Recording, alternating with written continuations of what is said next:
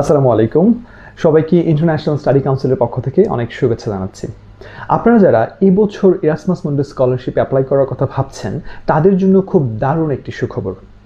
আপনারা জানেন প্রতি বছর এই সময়টাতে সারা বিশ্ব থেকে হাজার হাজার student Erasmus Mundus scholarship apply করে থাকে।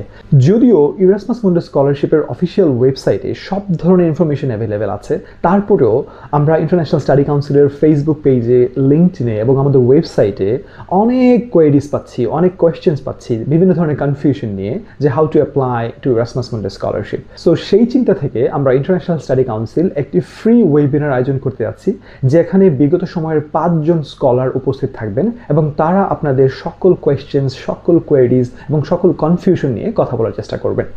আমি ব্যক্তিগতভাবে মনে করি this is the best opportunity for you because they are the right person to answer all your questions because they have been through what you are going through in your real life now.